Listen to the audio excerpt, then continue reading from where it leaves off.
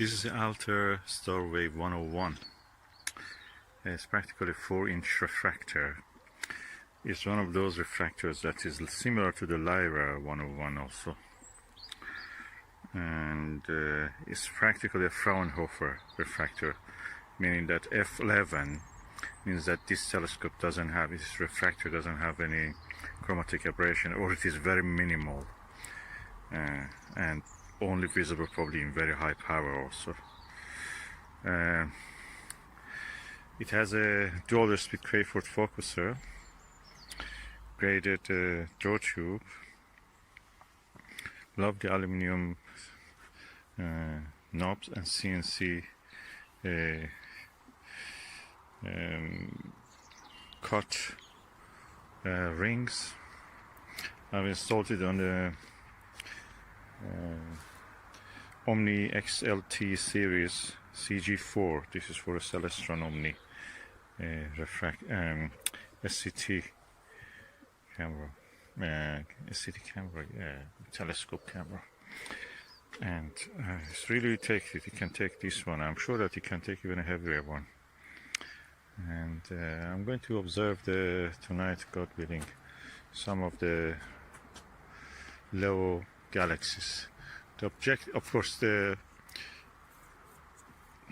dust cap, the dew shield, is retractable. This is the objective lens.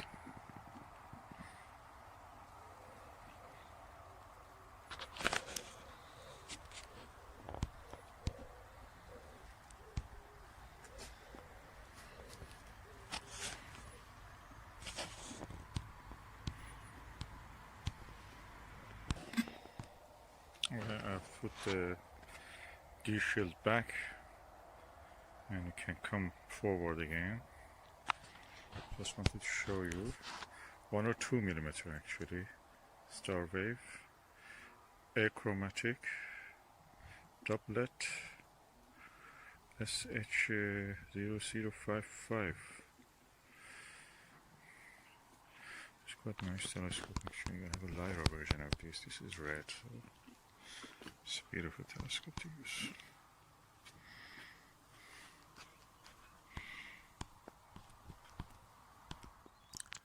I'm observing the planet Jupiter with the Altair Starwave 101 F11 telescope.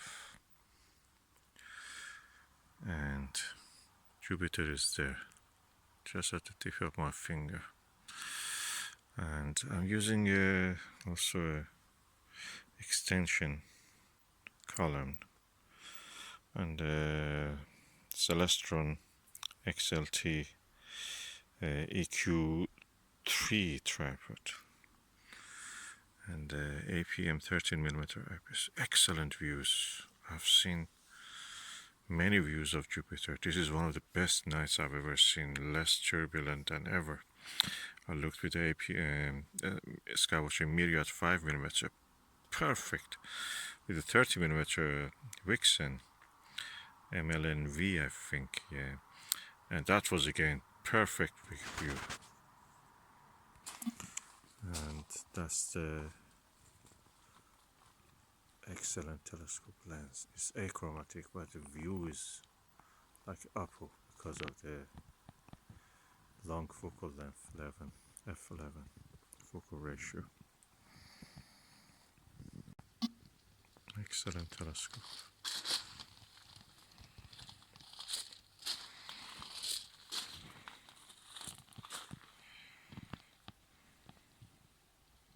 I cannot say how much good it's the view with the refractor, the classical refractor, Fraunhofer one. This is that. South equatorial belt, north equatorial belt of Jupiter, very clear, and yeah, some notches, some very dark spots, oval shaped. I'm not sure this is the reddest spot, great reddest spot, but I have to check if it is visible at this time. So beautiful, excellent view. I can see 5 bands on the Jupiter. That's something. And a lot of numerous other ones in the north, near the north and south poles. And amazing, the colors, so clear.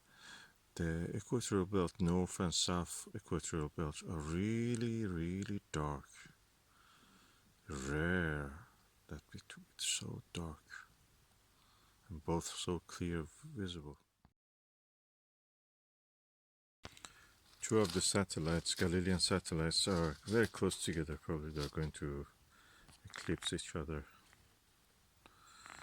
So, very beautiful moment in time to be observing Jupiter. Whoa, I'm looking at the Saturn now. Cassini division. Yeah, visible. I can notice it. It's not completely all the time visible, but you can see hints of it. You can see the outer ring after the Cassini division, Cassini gap, is actually, it has a different color. It's a little bit kind of whitish blue. And you can see also in the disk of the Saturn some coloring, kind of equatorial or temperate area, some coloring. It's a bit darker than the usual yellow color, yellow beige color of the disk of the Saturn.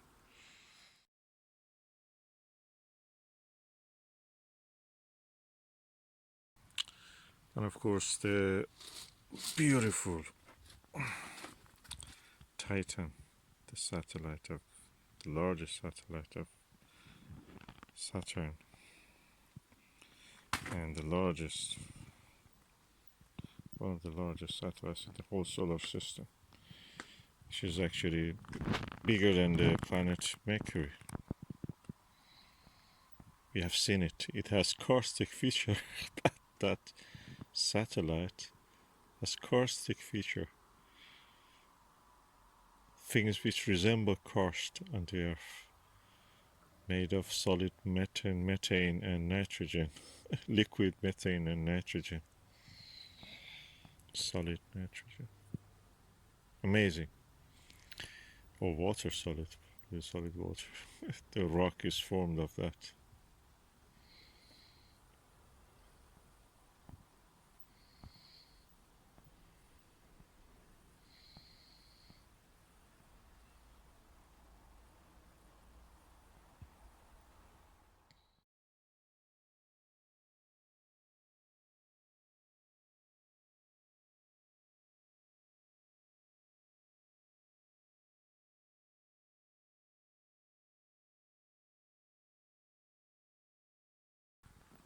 And between the Titan and the Saturn, I can see another satellite. If it is not a star. By the way, I'm using the Omegon dielectric coated 90-degree mirror, 2-inch 90-degree mirror diagonal. And this is a click lock. Beautiful. The scene is so good, I couldn't resist to bring the Televue Ethos 8mm 100-degree eyepiece.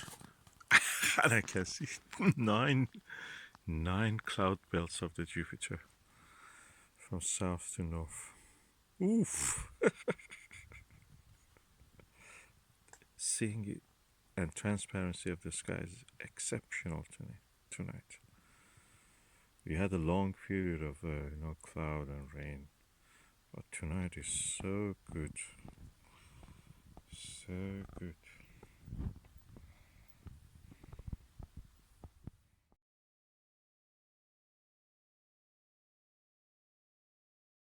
You can see so much clumps in the north and south equatorial belt, festoons.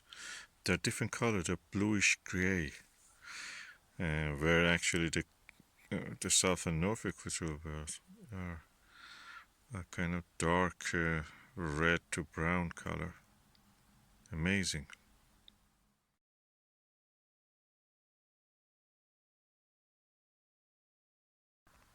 But the details visible in the north equatorial belt of Jupiter is amazing. Those festoons and the blue colors, blue-gray colors, are in that the north of that actually, adjacent to the north equatorial belt.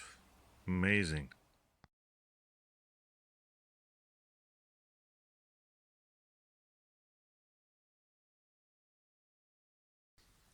Ooh, wow, I can now see 11 equatorial belts.